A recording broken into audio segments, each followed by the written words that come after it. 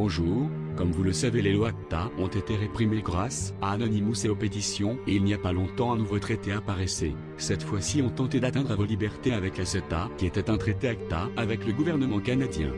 Grâce à beaucoup de figures du web français ou international, on a pu repousser tous les traités qui nous privaient de nos libertés, mais aujourd'hui ils reviennent sur un nouveau traité qui se nomme TAFTA ou TTIP en anglais, qui atteint nos libertés par le chemin de produits copyrightés. Voici un extrait de l'article. Restant sourds aux appels de la société civile et des universitaires, les membres du Parlement européen ont choisi de courir le risque que ce nouvel accord commercial puisse inclure le même type de mesures répressives que celles qu'ils ont refusées l'année dernière en rejetant ACTA. TAFTA ou le Super ACTA revient pour plus de menaces. Pardon? Je crois que j'ai pas très bien compris le fond de ce projet TAFTA. C'est quoi exactement? Alors je t'explique. Le projet TAFTA, il a pour but de donner encore plus de pouvoir aux grandes entreprises comme les multinationales. Elles auront l'occasion de poursuivre un État à partir du moment où elles estiment que les lois de cet État restreignent leur droit d'entreprendre. Du coup, la question qu'on peut se poser, c'est de se demander comment ça se fait que c'est plus l'État qui garantit les lois. Si les entreprises peuvent aller à l'encontre de ces lois, cela va aussi à l'encontre du pouvoir public. Ouais, mais tu t'attendais à ce que l'économie soit morale? On voit depuis longtemps que c'est tout sauf ça. Et puis, on vit dans un monde où c'est l'argent qui gouverne. Donc ceux qui en possèdent beaucoup, eh ben, c'est eux qui dirigent le monde, c'est pas les États. Je suis d'accord avec toi. Mais à la base, l'économie, elle est par nature morale. D'ailleurs, il y a Pierre-Yves Gomez, c'est un économiste, qui en parle. La morale, c'est un ensemble de pratiques qui permet de se comporter de façon à créer un bien commun. Et l'économie, c'est un ensemble de pratiques qui permet de produire des biens et des services échangés entre les membres d'une société. Il tombe sous le sens que l'économie est une branche de la morale. Ouais, en théorie. Mais quand on regarde notre système économique, avec la spéculation sur la monnaie ou les matières premières, il y a quand même des personnes qui en payent le prix cher. Il y a des vies qui sont sacrifiées au nom du profit. En plus, il y a des pays comme Madagascar ou le Canada qui ont déjà payé plusieurs fois l'équivalent de leur dette primaire, juste avec leurs intérêts. Donc au final, c'est ça que t'appelles une économie morale? Moi, ça me fait bien rire. Mais attends, on prend la peine d'écouter la suite au moins. Il faut moraliser cette malheureuse économie. Or, profondément, je pense que ce n'est pas possible. Profondément, je pense que l'économie est morale par nature. Dans ce cas, pourquoi on distingue l'économie et la morale? En tant qu'économiste, ça ne marche pas lorsqu'on distingue les deux. Ça dysfonctionne. L'économie dysfonctionne. Ouais, mais bon, Gomez, c'est un économiste. C'est logique qu'il défende l'économie, non? Ok, si tu le prends comme ça, on va faire un petit tour d'horizon et voir ce que des gens de différents milieux vont pouvoir nous apporter comme éléments pour comprendre l'économie. Mon nom est François de Sibenthal. Au niveau universitaire, j'ai 2 licences. Une licence en HEC, donc un master en HEC de Lausanne, et une licence en droit, en sciences juridiques. Ensuite, j'ai travaillé dans la banque. Notamment, j'ai donné des cours au centre de formation du Crédit Suisse. Et ils m'ont demandé de devenir le secrétaire général du Crédit Suisse Vaud. Ce qui fait que je connais bien la banque de l'intérieur et la gestion de l'argent de l'intérieur en tant que professionnel de l'argent. Je m'appelle Yochanan Goldman. J'ai fait d'abord des études dans le judaïsme religieux orthodoxe traditionnel. Et puis j'ai étudié la théologie à Rome, à Strasbourg. Puis j'ai fait un doctorat à Fribourg. Je suis venu à Fribourg pour faire un doctorat en histoire des textes anciens, en comparant les textes grecs, hébreux, araméens et autres. Et j'enseigne depuis maintenant 25 ans environ à l'université, à la faculté de théologie de Fribourg, l'Ancien Testament, l'hébreu, le milieu biblique. Hein? Encore un économiste et un théologien? Quelqu'un qui connaît rien à l'économie? Je crois que c'est vraiment avec ces deux-là qu'on va pouvoir y voir plus clair. Bon, en même temps, j'ai jamais dit qu'ils avaient toutes les réponses. Mais si on regarde leur parcours et leurs convictions, ben peut-être qu'ils nous apporteront des éléments intéressants. Laissons-leur une chance et on verra bien où tout ça nous mène. Et puis, on aura peut-être d'autres personnes à qui on pourra s'adresser pour apporter d'autres éléments. Simplement, je pense que ces deux personnes peuvent être le centre de notre réflexion. Si on reprend le constat précédent, avant de pouvoir affirmer que l'économie est morale, ce serait peut-être bien de savoir ce qu'est l'économie. Tu veux qu'on fasse une sorte de définition? Ah, moi je suis pas très bon à ce jeu-là, hein. C'est pas mon domaine. C'est pourtant simple.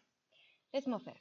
Alors, le mot économie, il vient du mot latin economia, qui lui-même vient du mot grec oikonomia, qui fait référence à toutes les techniques et pratiques qui visent la bonne gestion du foyer. Ouais, je veux bien à l'époque des anciens, mais aujourd'hui ça me semble un poil plus complexe que ça.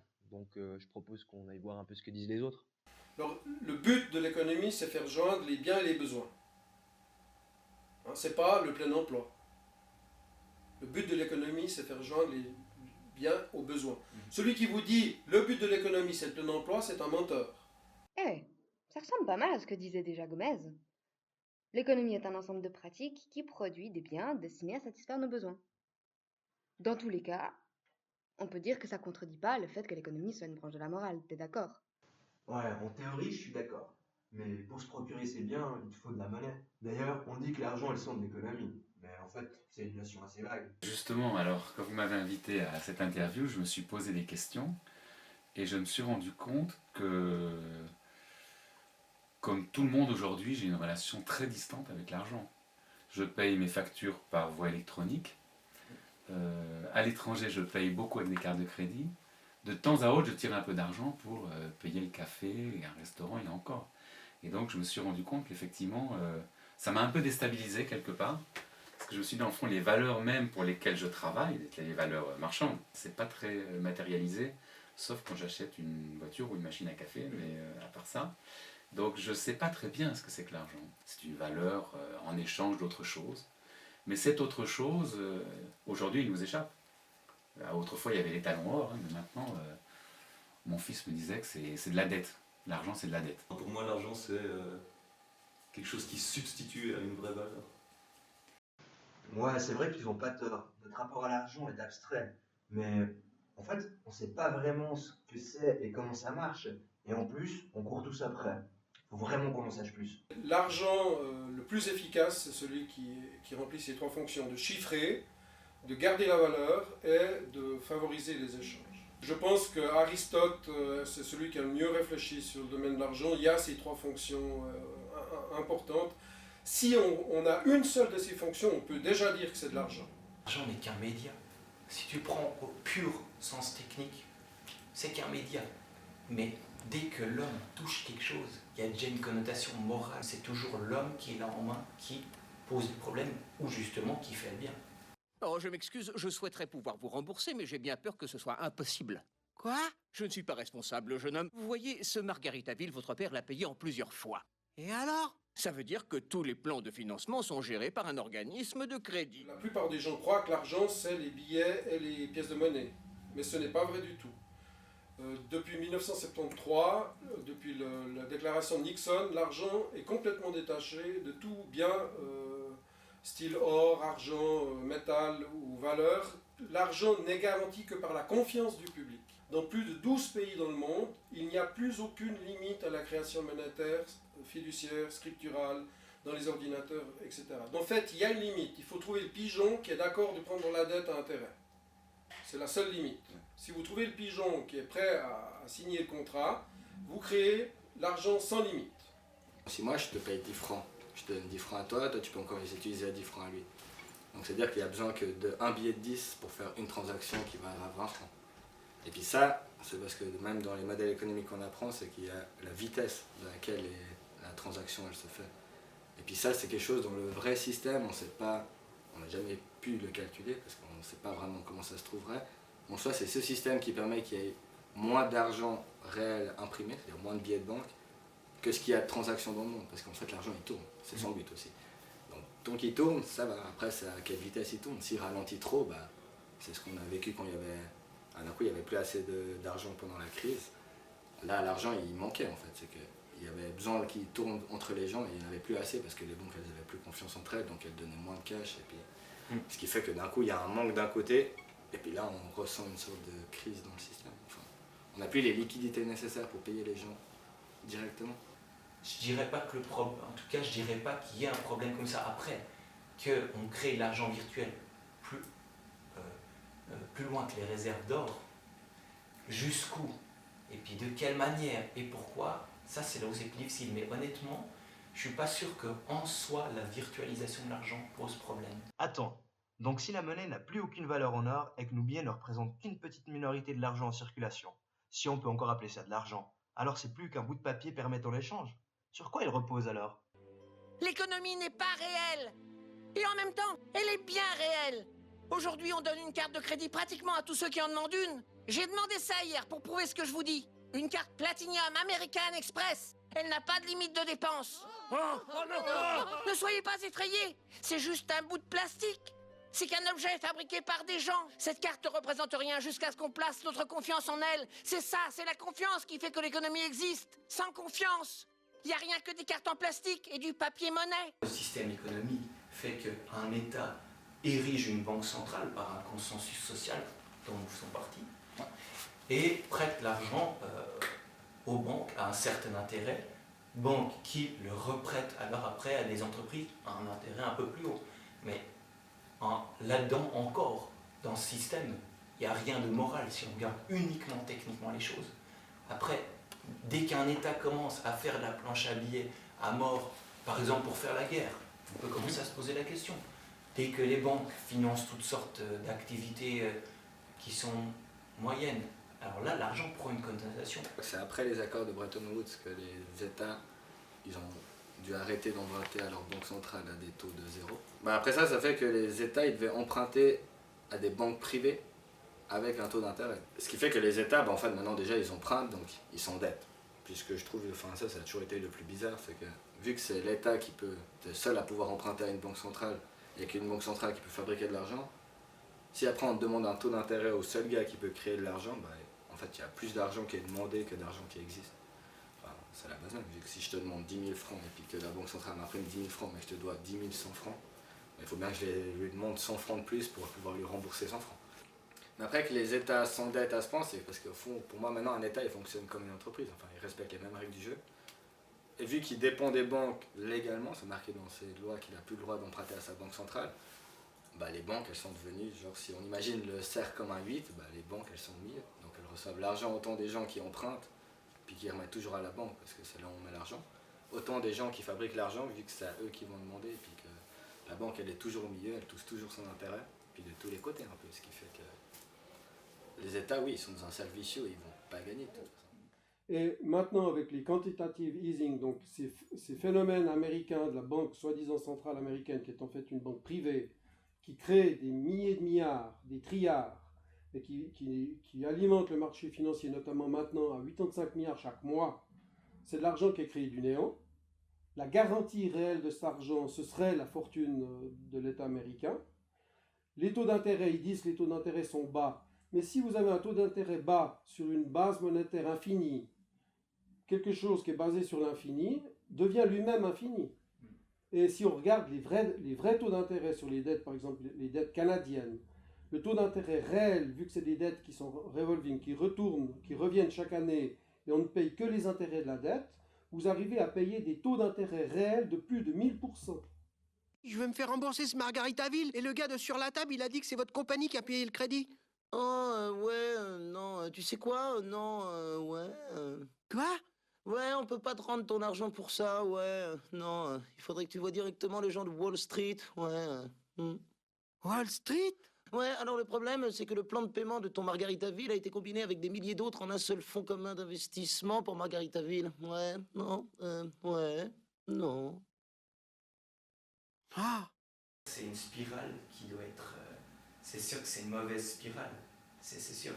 C'est pas normal que les gens travaillent à du vent. C'est comme par exemple dans tout ce qui est un peu trading extrême, trading juste pour le gain, pas pour un peu limiter des risques. Des fois, voilà, ça peut être... comment est-ce qu'on dit en français? C'est un jeu dont la somme est zéro. Un Nullsummenspiel en allemand. C'est-à-dire que pour l'économie du pays, ça sert à rien. Il y en a un qui perd et il y en a un qui gagne. Donc si tu as bien bossé, tu as gagné, et l'autre il a perdu derrière. Mais ça s'annule. Et la somme est nulle. Et c'est-à-dire que finalement, c'est un gaspillage d'énergie au niveau national. Puis là, pareil pour la question de la dette. Bien sûr, il faut qu'il y ait un peu de dette, parce que s'il n'y avait pas de la dette du pays, les entreprises ne pourraient pas investir.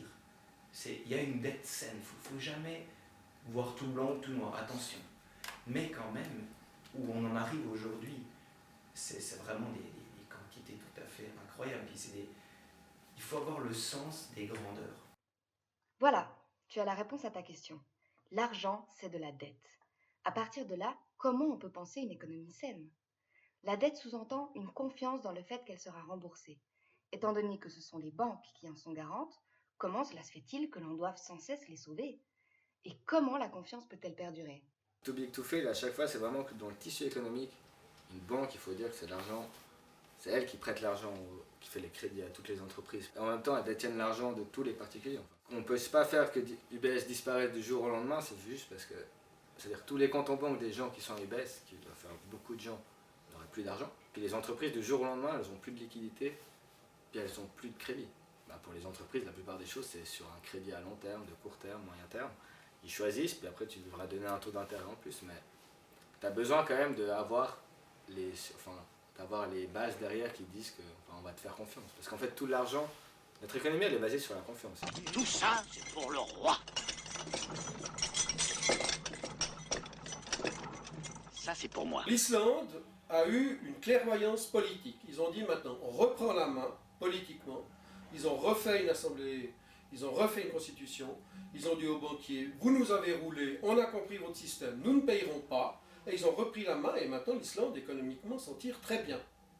Mais alors, pourquoi tout le monde ne fait pas comme l'Islande? Cela nous permettrait de nous protéger, car c'est notre argent qui sert les intérêts des grosses banques, et ils ne se gênent pas d'en user abusivement. S'ils nous tiennent par la dette, alors ils peuvent tout faire, jusqu'à bloquer notre accès aux matières premières, et ça s'est vu plus d'une fois. Maintenant, il y a ça, il y a le marché de la devise, où on achète des monnaies et on les revend. Puis c'est là où en fait, toutes les spéculations elles se font. Où la Corée du Sud, elle a été attaquée par... elle a subi une attaque spéculative où ce qu'on peut faire en finance, c'est acheter de la monnaie. Parce qu'en plus, elle avait signé des accords avec le FMI, qui joue aussi, qui dit qu'une banque centrale doit soutenir sa monnaie, c'est-à-dire qu'elle n'a pas le droit de la laisser se dévaluer d'un coup. Donc si j'achète beaucoup de monnaie, et puis que ça vaut de moins en moins, tu es obligé d'en imprimer. Ce qui fait qu'en faisant ça, les banquiers savaient exactement que dans 6 mois, la monnaie sud-coréenne, elle aurait perdu une grande quantité de sa valeur. Ce qui a été le cas. En plus, le plus drôle, c'est qu'eux, ils touchent l'argent des contrats qu'ils ont passés 6 mois après, parce qu'ils ont gagné, vu qu'ils ont prédit la bonne courbe de l'argent. Et après, vu que l'État sud-coréen était surendetté, il a dû emprunter. Puis quand il emprunte au FMI, en fait, il emprunte aux pays occidentaux, qui eux-mêmes empruntent aux mêmes banques qui ont donné la faillite. Donc, elles étaient vraiment doublement gagnantes, parce qu'elles avaient... En même temps, les États, ils venaient s'endetter vers elles pour prêter l'argent à la Sud-Corée, qui, elle, reposait l'argent dans cette banque pour payer sa dette. Donc elle gagnait de tous les points de vue. Mais dans Salus, nos gens sont terriblement pauvres et... C'est normal. Les pauvres, c'est fait pour être très pauvres et les riches, très riches. Le prix des choses, il se fait dans les marchés boursiers, où à l'époque, normalement, c'était sur un petit marché, quelques gens qui disaient « J'ai besoin de blé, t'as besoin de blé, t'as besoin de blé ». Et puis il y a un gars qui fournit du blé. Enfin, c'est une économie d'offre, c'est-à-dire que c'est l'offreur, selon comme il est, qui choisit. Enfin, c'est sur ça qu'on va baser le prix, qu'on va faire croiser avec la demande. Sauf que maintenant, on est sur les bourses où c'est censé être le même jeu, sauf que les acteurs, c'est plus du tout les mêmes. Enfin, Glencore ou comme ça, ils transactionnent environ 80%, 60%, enfin, plus que la moitié des transactions, ça passe par elles, et c'est elles qui les détiennent. Vu qu'elles sont assez grandes pour faire varier les prix, ça donne des choses bizarres. Enfin, c'est que l'économie, d'un coup, elle est régie par le libre marché, sauf que le libre marché ne respecte pas les règles du libre marché. Parce qu'en libre marché, il n'aurait jamais pu avoir... On est censé avoir un modèle en concurrence pure et parfaite. Dans tous les modèles économiques qu'on voit, c'est le modèle concurrence pure et parfaite ou monopole. Genre le monopole, on sait déjà directement qu'il fait des prix plus hauts parce qu'il a le droit, enfin il peut. Et la plupart des entreprises, comme elles fonctionnent de nos jours, elles fonctionnent comme des monopoles. Mais c'est scandaleux! On voit que la dette n'est pas la même pour tous. Il y a ceux qui en profitent et il y a ceux qui la subissent. Comment continuer à vouloir rembourser ces dettes alors qu'on sait maintenant que cet argent est loin de servir le bien commun? Moi je sais pertinemment que ça change mon rapport à l'argent, si j'ai des dettes ou pas, ça c'est sûr. Par exemple, maintenant je dois un petit peu d'argent à mon papa, je vais pas dépenser de l'argent même si je l'ai gagné ou que je l'ai vraiment, parce que je sais que je dois de l'argent à quelqu'un. Après, ce serait peut-être pas pareil si je devais de l'argent à une banque ou autre chose, quelque chose qui serait moins personnel, peut-être que ça rentre en ligne de compte aussi. Peut-être que si je devais 1000 francs à une banque, peut-être que je me permettrais peut-être plus de partir. Pour moi, en tout cas, la dette à titre personnel, moi ça change mon rapport à l'argent en tout cas. Est-ce qu'on pourrait pas annuler la dette de tout le monde et puis comme ça, on repart tous à zéro et puis peut-être que ça irait mieux comme ça. Si on veut penser à un système parfait, d'ailleurs, c'est assez gonflé de dire ça. Si on veut penser à un système qui soit bien, il faut regarder qu'est-ce qui est anthropologique et qu'est-ce qui est une corruption de l'anthropologie. Vous voyez, si la dette, le sens de la dette est juste le fait de nous déresponsabiliser puis de créer des billets pour pas voir en face qu'on est en train de surconsommer, ça c'est anti-anthropologique. Ben tu vois, je pense qu'il a raison. On a beau se révolter, il n'empêche que l'économie reste humaine. Car c'est l'homme qui fait ses choix, et ça ne tient qu'à lui de faire les bons. La dette n'est pas forcément nocive, il faut juste réussir à la gérer autrement. D'ailleurs, il y a eu des grands clashs. Par exemple, parce qu'en fait tout est lié. Aujourd'hui, c'est depuis peut-être 30 ans, toute l'économie mondiale est liée. Par exemple, il y a les États-Unis qui ont les dettes chez les Chinois, etc. etc. Puis les États-Unis sont dépendants de telle entreprise, qui elle-même est dépendante de, qui elle-même est dépendante de, etc. etc. Et c'est déjà arrivé que, par exemple, un gros fonds privé, donc gérant des énormes quantités d'argent, fasse faillite, et que si vraiment on l'avait laissé faire faillite, tout se serait écroulé justement, et donc ils ont dû créer de l'argent. Alors là, dans ce sens-là, bien sûr, mais de nouveau, c'est pas l'argent virtuel en soi qui est le problème. Le problème, c'est justement, le problème, c'est chez les hommes plutôt. C'est le fait que qu'on ait une économie anonyme, qu'on ait un appât du gain extrême, finalement, c'est là plutôt qu'est le problème. Je veux qu'on me rembourse ce Margaritaville, s'il vous plaît. Margaritaville? Mon père, il a acheté avec un plan de paiement monté par une société financière dont les principaux investisseurs sont des gens de la bourse. Ah ouais, ça paraît logique. Ah ouais? Ouais, on a réuni des millions de ces plans de paiement à crédit de Margaritaville et pour protéger les investisseurs, on a créé un fonds de garantie. Ensuite, ce fonds de garantie a été divisé, on l'a revendu aux banques. Alors je dois le rapporter à la banque? Non! Parce que comme toi, beaucoup de gens n'ont plus réglé les traites de leur Margaritaville, donc le gouvernement a dû racheter les actifs Margaritaville aux banques. Quoi? Va à Washington au département du Trésor, ça doit être les seuls qui savent vraiment comment tout ça fonctionne. Oh, vendez! Mais l'entreprise, au niveau philosophique, c'est anthropologique, c'est dans l'homme. Il faut être créatif, il faut entreprendre, c'est épanouissant.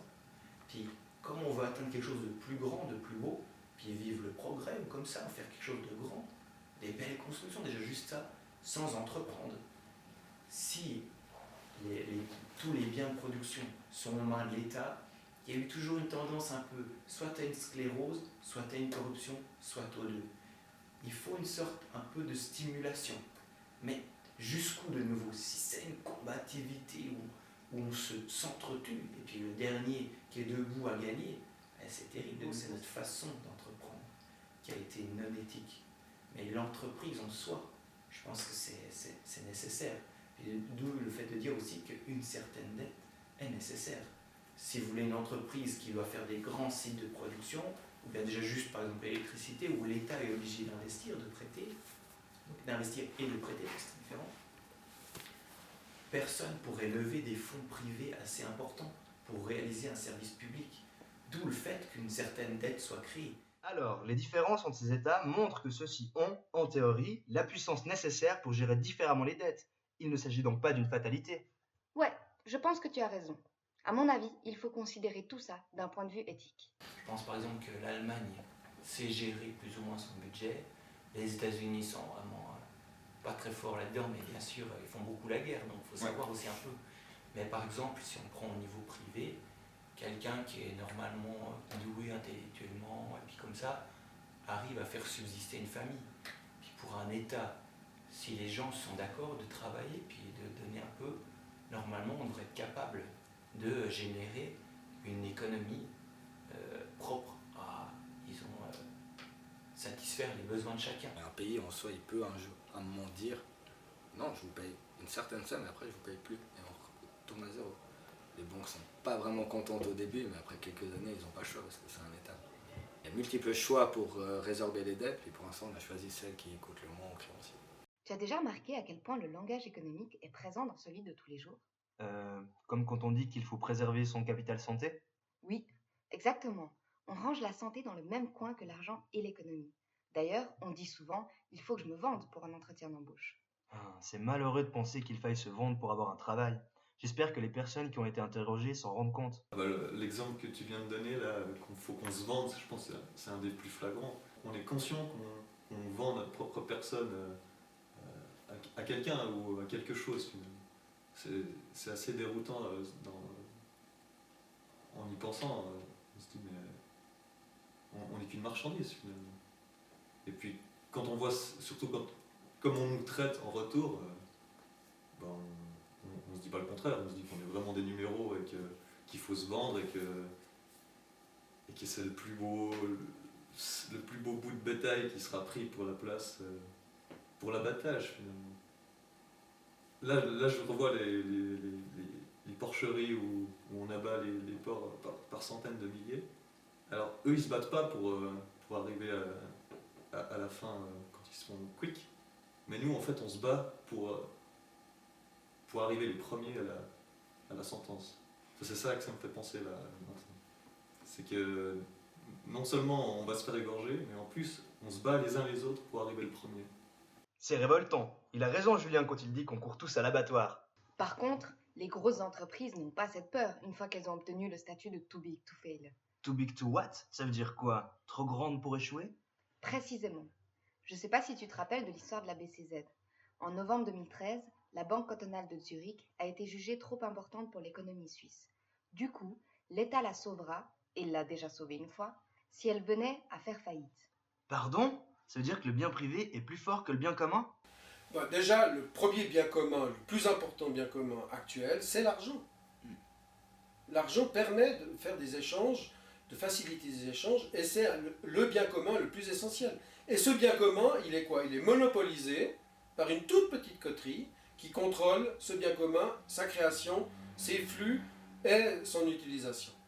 Donc il faut déjà rendre démocratique ce bien commun-là. Et l'initiative sur le revenu de base est un pas dans cette direction d'une réelle démocratisation de la société. Et actuellement, ils sont tellement devant la télévision, les films, noyés dans la manipulation mentale. Parce qu'en fait, toute cette structure économique, c'est une gigantesque manipulation. Donc la vraie démocratie aura lieu, ne peut avoir lieu, que s'il y a une démocratie économique. Alors il est clair que lorsque vous dites too big to fail, c'est aussi une manipulation mentale.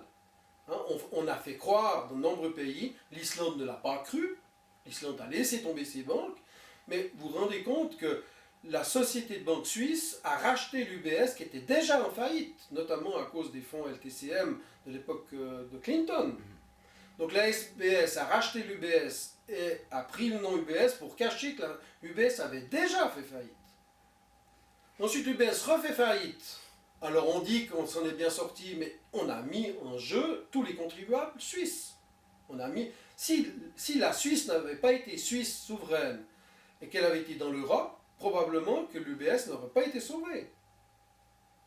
Donc c'est aussi une question de souveraineté démocratique et politique.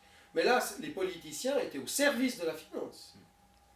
Et est-ce qu'on s'en est bien sorti? On n'est pas encore sûr. Vraiment, ils disent qu'ils ont racheté le fonds de... Mais est-ce que les vrais chiffres, on les a? Vous savez que la plupart des chiffres bancaires, c'est ce qu'on appelle du shadow banking ou de la banque de l'ombre. La plupart des grandes opérations financières ne sont pas déclarées au bilan. Donc il y a tout un pan de l'économie mondiale que l'on ne connaît pas. Attends, il est en train de dire qu'on ne connaît pas tout le chemin que fait l'argent? Eh bien alors, il ne reste plus qu'à descendre dans la rue faire la révolution. Vous savez qu'il y a eu de nombreuses révolutions depuis le Moyen-Âge pour essayer d'établir les choses. Déjà au XIIe siècle en Italie, je lisais une vie de Saint François l'an dernier, on voit bien l'aristocratie a été éjectée et puis c'est une classe de bourgeois très riches qui a pris la place. C'était un peu plus démocratique parce que c'était plus de gens qui profitaient. Un peu plus de gens, disons, comme dans la démocratie athénienne. Mais, et ça a été la même chose pour les révolutions bourgeoises qui ont suivi.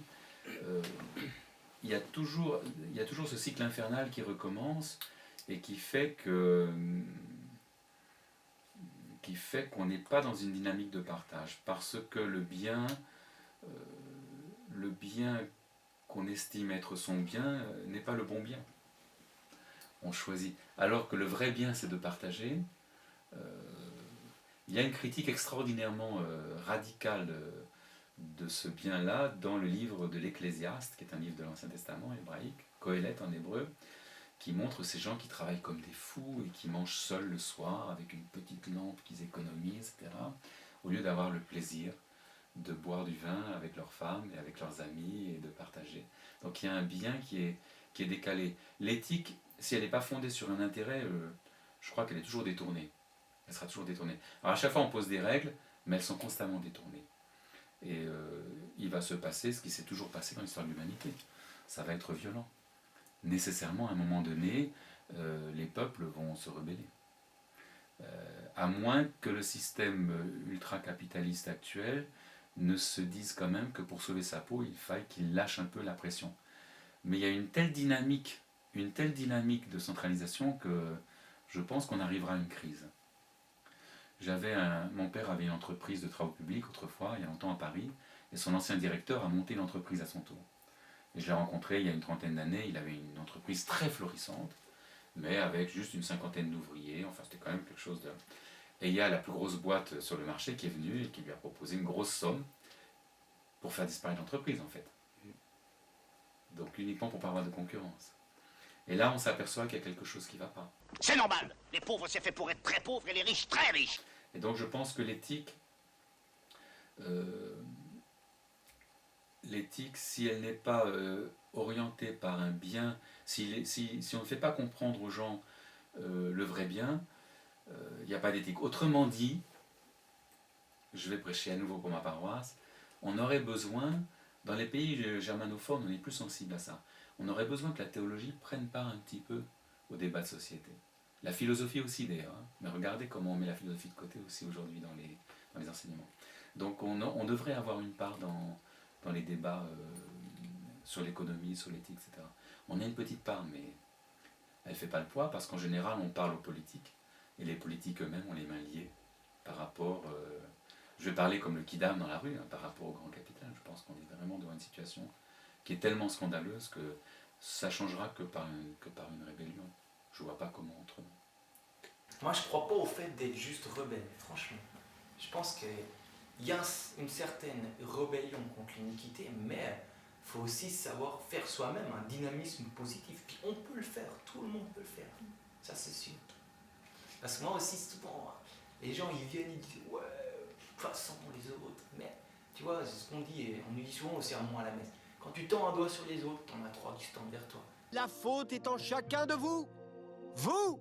Vous qui avez acheté une maison de 300 000 $ alors que vous n'aviez que 20 000 $ d'apport. Vous qui vous êtes acheté une troisième voiture alors que vous n'êtes que deux chez vous à conduire. Il est temps d'arrêter de pointer l'autre du doigt. Les doigts pointés ne nous mèneront nulle part. Steve, nous nous sommes moqués de notre économie. Et maintenant, l'économie a lâché sa vengeance contre nous tous. Il faudra bien un moment qu'on se dise qu'on va collaborer tous ensemble au niveau de la planète. D'où le fait que je pense que l'économie, c'est plus la logistique. Ça sera le moyen de nourrir, puis d'avoir un certain confort, parce qu'on a la technologie qui est partageable avec plus ou moins tout le monde. C'est un moyen logistique pour faire que 10 milliards, voire plus, selon comment on pourra vivre sur cette terre, vivent ensemble et puis sans trop de problèmes. En soi, c'est juste que là, l'économie, c'est devenu quelque chose qui fait du mal aux gens. Enfin, pour du business, on fait n'importe quoi. Genre, on est prêt à tuer des gens pour avoir le pétrole qui est caché sous eux. On a été faire des guerres, on fait des guerres pour l'argent maintenant. On appelle ça une guerre humanitaire. Il y a des gens qui sont pauvres juste parce que, comme ça, nous, on peut acheter un truc à bas prix. Enfin, exploiter les gens, c'est devenu normal dès que c'est pas dans ton pays, vu qu'une entreprise elle a le droit de chercher le pays qui a le moins de règles légales, qui a le moins de protection de ses citoyens pour aller exploiter les gens. L'économie elle-même, si elle passait dans un axe de temps beaucoup plus long qu'une vie humaine, ce qui est pour la plupart des choses, ou un mandat ou une présidence d'entreprise, déjà on pourrait voir les choses plus loin. Ce qui arrive souvent peut-être avec les générations qui voient justement qui se disent qu'ils n'ont pas d'avenir, elles se disent que ça n'a aucun sens de penser juste en termes de toi, vu que déjà si je pense en termes de moi j'arrive à rien, alors on va essayer d'aller plus loin. Puis je pense qu'on y arrivera doucement, mais on a besoin de quelques coups de pied dans le cul, comme on disait autrefois. Dès que tu as les richesses, en soi, tu n'as plus besoin de... L'État, maintenant, il est devenu... on voit moins en Europe, parce qu'ils veulent moins nous le montrer, mais aux États-Unis, le retour entre la Maison Blanche et puis Wall Street, et puis les banques et les instituts privés, c'est un aller-retour. Puis maintenant, ils ont inversé la tendance. Avant, c'était du privé, on allait à la fonction publique. Non, c'est de la fonction publique, on va au privé, parce que dès qu'un gars de la fonction publique arrive dans le privé, il connaît tous les petits... Déjà, il a plein de contacts. Ce qui fait qu'Obama, quand il sera plus président des États-Unis, il pourra toujours se convertir, c'est Goldman Sachs. Parce que c'est un magnifique conseiller envoyé à la Maison Blanche. Et puis c'est des anciens employés qu'on reprend parce qu'ils savent plein de choses et puis ils sont prêts à le mettre au profit de leur nouvel institut privé contre un énorme salaire. Parce que maintenant, de nos jours, si tu me donnes un énorme salaire, je suis prêt à poser ma conscience de côté. C'est quand même fou d'entendre ce que dit Elias. Le plus dingue, c'est de se dire qu'il a raison. Je sais pas s'il a raison ou pas, mais je continue à espérer que l'on tente de garder une économie éthique, même si cela semble complètement utopique. Finalement, la seule question à se poser, c'est est-ce qu'il existe une spéculation qui puisse être éthique, quel que soit le domaine choisi? Il peut y avoir une spéculation éthique. On peut imaginer, d'ailleurs c'est ce qu'ils emploient, les spéculateurs, ils espèrent qu'on croit que leur spéculation est éthique, pour répartir les risques, un système d'assurance. Mais globalement, quand on regarde la spéculation actuelle, où vous avez peut-être 1, 2, 3% d'économie réelle et 97% d'économie artificielle, où on manipule des milliards, ou des trilliards, ou des quadrillards, ou des sommes folles sur des marchés hyper rapides, où l'argent tourne en fonction du soleil, de la rotation de la Terre, et on pousse des pays à la faillite, du style Soros qui en une nuit gagne des sommes folles en jouant contre la monnaie anglaise, ou d'autres cas, en fait, tout ce système renchérit les choses et les rend rares pour les rendre chères. C'est un problème vraiment philosophique. On veut la rareté pour gagner plus. Et une petite minorité gagne des milliards, ils ont des comptes en banque gigantesques, et ils n'ont même pas le temps de dépenser cet argent. Mais alors ils achètent des cinéastes, ils achètent des journaux, ils achètent des sites internet, ils achètent des technologies pour contrôler et continuer à vivre de l'exploitation des autres. Mais ce qui est dramatique dans ce système, c'est que vous avez des morts. C'est une guerre financière, économique, dans laquelle vous avez des millions et même des milliards de morts. Et j'exagère pas en disant des milliards. Si vous additionnez tous les morts de ces systèmes économiques, de faim, de malnutrition, des enfants qui n'auront jamais leur cerveau bien formé parce qu'ils ont été affamés quand ils étaient petits, de suicidés, de drogués, d'alcooliques, de dépressifs, vous avez des morts psychiques, c'est une hécatombe. La rareté, c'est le mot-clé de l'économie actuelle. Pas étonnant alors qu'on n'hésite pas à sacrifier des vies humaines pour de l'argent. Les millions de personnes sur Terre n'ont que peu de valeur sur la balance économique. Le but des grands financiers mondiaux, c'est de rendre les choses rares pour les rendre chères. Les appartements sont rares, ils sont chers. La nourriture est rare, elle est chère. Les voitures sont rares, elles sont chères, etc. Pour gagner beaucoup d'argent, c'est une vieille mentalité de l'époque des hommes des cavernes. L'argent, c'est la même chose. On rend l'argent rare pour maintenir sa valeur. Et c'est ça une erreur. Il faut fournir l'argent en fonction de la physique, en fonction des choses réelles. Si vous avez dans un pays de quoi créer beaucoup de maisons, beaucoup d'appartements grands avec des jardins, physiquement, c'est le cas sur toute la planète, on sait construire des maisons, on a les architectes, on a les plans, on a la technologie, on a le savoir-faire, etc. Pourquoi il n'y a pas de maison? Parce qu'on a rendu l'argent rare. Les anciens Suisses dans le passé, les jeunes s'aimaient, ils organisaient le mariage plusieurs jours et ils construisaient la maison, ils la donnaient gratuite avec le terrain, la nourriture, les meubles pendant la fête. Ils étaient capables de faire ça. Les Amish le font encore. Alors qu'est-ce qu'on fait contre les Amish? On les persécute parce qu'ils ont du lait, soi-disant bio, qui ne respectent pas les règles de la FDA, mais on ne persécute pas Monsanto. Donc on persécute ceux qui respectent la nature et on favorise ceux qui manipulent la nature. Et tout ça dans un phénomène de rareté, pour maintenir les prix élevés. Et ceci est complètement faux, c'est inhumain. La vraie règle de l'éthique, c'est le bonheur. Vous savez, il y a un mot en hébreu dans la Bible que j'aime beaucoup, qui est très usité à Bruxelles, dans les quartiers populaires, c'est le tov. Tov, ça veut dire 3 choses au moins. Le bien au sens moral, ce qui est bien. Le bon, ce qui est bon. Et le bonheur. Et c'est vraiment ça. Le bien moral est lié au bonheur. La vraie règle de l'éthique, c'est le bonheur. Cela me semble très théorique. On voit bien que les pratiques économiques n'ont pas pour règle directrice des vertus éthiques. On vient de le voir. Les pauvres, c'est fait pour être très pauvres et les riches très riches. Cependant, ce constat semble confirmer celui de Gomez. Si la seule règle de l'éthique, c'est vraiment le bonheur, et que l'objet de l'économie réside dans le fait de joindre les biens et les besoins, alors on peut quand même théoriquement dire que dans ce cadre, l'économie est une sous-branche de la morale, non? Elle devrait logiquement participer au bien commun et par là même au bonheur de tous. Selon moi, le problème n'est pas dans la théorie, mais dans la pratique qui s'en détache. Ouais, je sais plus très bien si aujourd'hui c'est la praxis qui détermine la théoria ou l'inverse, mais admettons que nous soyons encore assez sensés pour ordonner nos actions sur la base de principes théoriques moraux. Tout ça, c'est pour le roi. Ça, c'est pour moi. Comment penser une économie en accord avec ces principes? Et d'ailleurs, le bonheur, c'est bien joli, mais en définitive, il est bien différent pour tout le monde. Je suis même pas certain de savoir vraiment ce que c'est. Le bonheur pour Julien Gabriel, c'est déjà de se lever le matin et de se dire qu'on est déjà content de se lever. Enfin, pour moi, ça commence par ça. Pour moi, il est dans la vie de tous les jours. Enfin, je sais pas, de voir rire un enfant, ça peut provoquer du bonheur alors qu'on est justement pas heureux. Enfin, chez moi, ça peut provoquer du bonheur pour rien. Je crois que depuis tout petit, ce que je voulais vraiment, c'était être en vacances. Être en vacances, je le signifiais, c'est-à-dire faire ce que tu as envie quand tu as envie de le faire. Donc après, je m'étais dit quel était le meilleur moyen d'être en vacances le plus vite possible. Et c'était de devenir riche. J'aurais été un très bon capitaliste, j'aurais été prêt à dire, aller travailler à Philip Morris pendant 10 ans, vendre des clubs à tout le monde pour avoir le maximum de salaire, et après prendre ma retraite le plus vite. Le bonheur, à mes yeux, c'est d'avoir un ami, d'avoir un amour, d'avoir des enfants, des frères et sœurs. Je pense que le bonheur, c'est précisément, je disais ça en cours encore jeudi, c'est de boire un verre de vin avec un ami et de partager ce vin, et on se partage dans la coupe elle-même, parce que je faisais l'exégèse d'un psaume qui est d'ailleurs là sur la coupe de vin. Et donc je pense que le bonheur, alors évidemment, si on n'a rien à partager, c'est un peu compliqué. Mais dans le fond, on va partager peu, mais ça sera quand même du bonheur. Et moi, je crois plutôt au bonheur, pas dans une situation, mais dans quelqu'un. C'est-à-dire, c'est logique. On voit philosophiquement l'ordre de la vie, la personnalité, c'est-à-dire le fait d'être personne, c'est plus haut que la choséité. Mais moi, je pense que c'est un regard, c'est quelqu'un.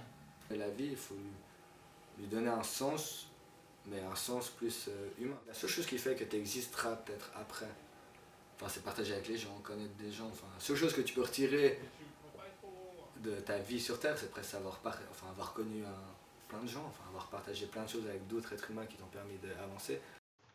D'accord, on a plusieurs éléments là. Le premier que je retiens, c'est la richesse. Il faut un minimum de ressources pour pouvoir prétendre à être heureux. C'est tout ce que tu as retenu? Et la notion de partage, le fait de trouver le bonheur en quelqu'un plutôt qu'en quelque chose, ça me semble important aussi. Tu ne peux pas réduire cette question à un simple souci de ressources.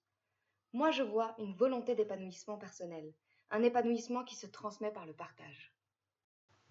T'es mignonne, tu serais bien forcé de constater que sans ces précieuses ressources, tu as beau avoir toute la bonne volonté du monde, ben tu crèves de faim. Tu as raison, nous avons des besoins matériels nécessaires à la vie. D'une manière ou d'une autre, il nous faut les satisfaire. Dans notre contexte, on peut dire que posséder de l'argent, c'est le moyen le plus simple et le plus rapide.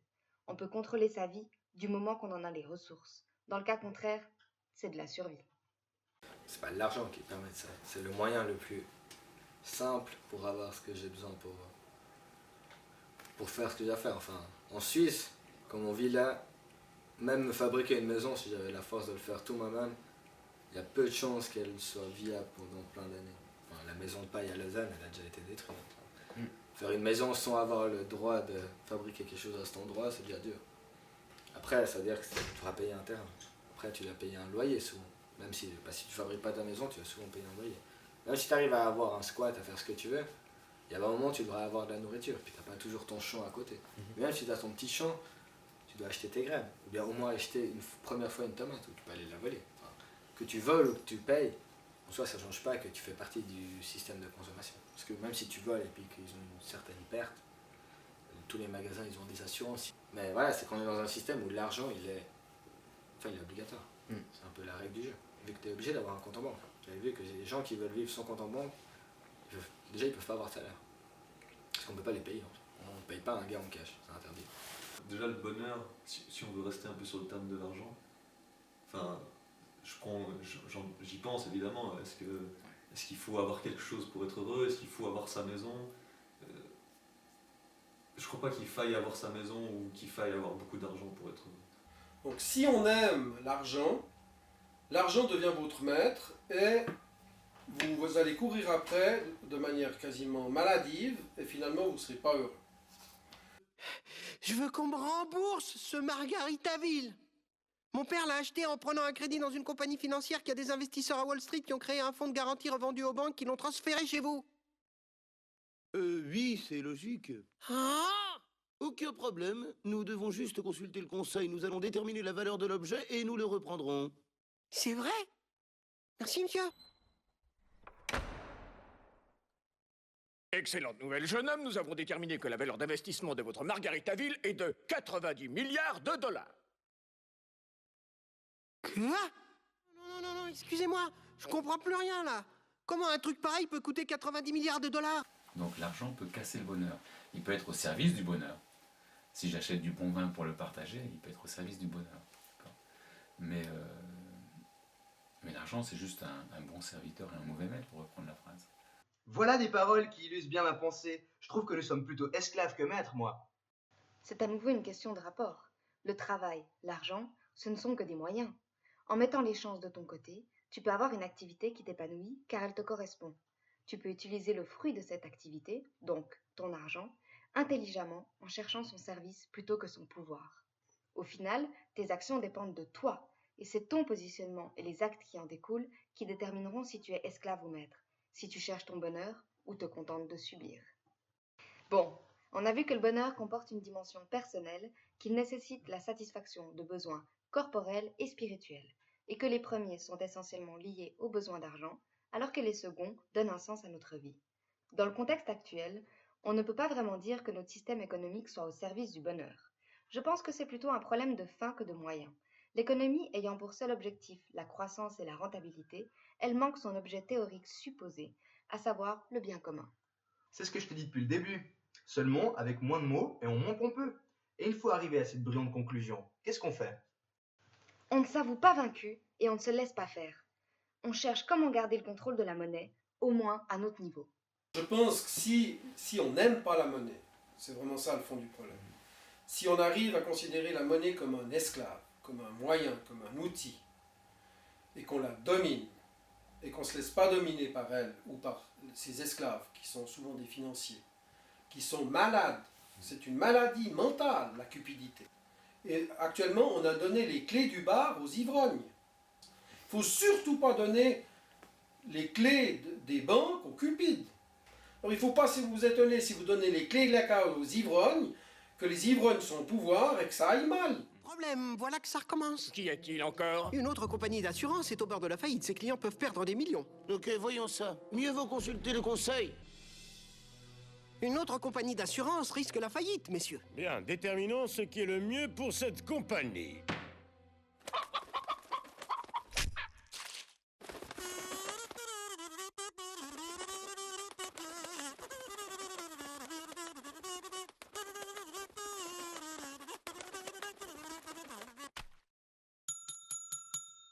Renflouement. Le renflouement est ce qu'il y a de mieux à faire. Renflouer la compagnie d'assurance.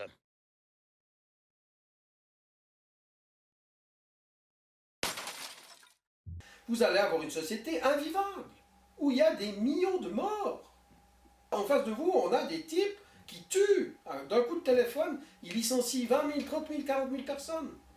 Et derrière, vous avez des familles qui explosent, des divorces, des enfants qui partent dans la drogue ou des parents qui partent dans l'alcoolisme, ou même pire, des suicides ou des accidents de travail. La gestion de notre humanité, elle se fera en partant du petit et en augmentant au fur et à mesure. C'est-à-dire que les choses essentielles, elles sont vraiment petites. Les choses qu'on peut exporter un peu plus loin, ça augmente de...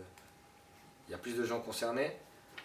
Et puis genre jusqu'au dernier niveau qui serait le partage des connaissances et le savoir, que lui, il est planétaire. Enfin, une connaissance, c'est pas périmable. Dès le moment où tu vis en société, donner un minimum de ton temps alors que tu reçois beaucoup, parce qu'on pourrait recevoir beaucoup, c'est juste que là, pour l'instant, on veut donner peu et puis garder beaucoup pour nous. Donc je pense qu'on peut arriver à un stade où on va changer, mais il faudra des gros problèmes d'abord. Ou alors, comme je disais un peu tout à l'heure, à force qu'il y en ait certains qui se révoltent, qui essayent des autres façons, et ben que ça contamine un peu tout le monde, et qu'à force, tout le monde se rende compte qu'il y a une autre façon de faire. Tous les gens moyens, tous les kidnappés moyens, si on se soulevait tous en même temps sur la Terre, l'État de n'importe quel pays ne pourrait rien faire. Il n'y aurait pas d'armée suffisante pour nous arrêter. Donc certes, on pourrait faire quelque chose si on se mettait tous. Mais pour ça, il faut qu'on en soit tous conscients. Et il ne faut pas croire que les gens sont des imbéciles. Si on les suscite, si on les stimule, ils sauront faire du bien. Parce que l'homme est fait pour le bien. Après, bien sûr, c'est très risqué d'apprendre aux gens des trucs. Parce que on peut tout faire avec le savoir. On peut faire le pire comme le mieux. On peut faire la bombe atomique, puis on peut faire des œuvres d'art exceptionnelles. Donc, c'est très risqué la vie, mais De nouveau, finalement, M. Ford, qui avait un sens du risque aigu comme entrepreneur, a dit attention, il ne faut pas prendre trop de risques. Si on apprend à tout le monde qu'est-ce qui est quoi, ben les gens vont savoir. Comme disait Kant, ils vont être des mayores, et non pas des minores, c'est-à-dire des gens qui sont grands, qui sont adultes, quoi. Mais je crois que même si les hommes font du mal, et que Dieu sait si nous-mêmes on en fait, il faut croire en l'homme et croire qu'il peut se lever pour le bien. Alors ce que j'appelle de mes voeux, c'est plutôt ce qu'on diffuse à Madagascar ou aux Philippines, où vous avez des petits centres qui forment de petits chefs économiques, politiques, démocratiques, où ils augmentent la productivité. Par exemple, dans la petite communauté où on a commencé à Madagascar, où les gens mouraient de faim, ils produisent chaque année 38 tonnes de surplus de riz, 38 tonnes. Donc ça, ils peuvent le vendre au marché, ce qui fait qu'ils ont de meilleurs professeurs, de meilleurs enfants, de meilleures écoles, de meilleurs médecins, de meilleure éducation, de meilleures routes. Ils se gèrent eux-mêmes. Il faut se battre pour créer des multitudes de petites unités économiques indépendantes, reliées les unes aux autres. Et Internet, pour ça, il faut défendre la liberté d'Internet. Il y a des choses peu ragoûtantes dans Internet, mais il y a des choses extraordinaires. Et je pense que grâce à Internet, par exemple, vous avez des nouvelles monnaies comme le Bitcoin. Alors il y a des critiques, etc. Mais il y a peut-être des bonnes choses dans ces monnaies nouvelles créées. Il n'y a pas que le Bitcoin. Il y a une ouverture vers un nouveau monde.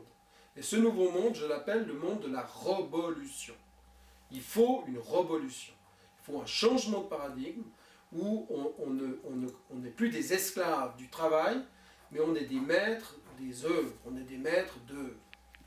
Moi, j'appellerais de mes voeux une revolution, c'est-à-dire une révolution par les robots.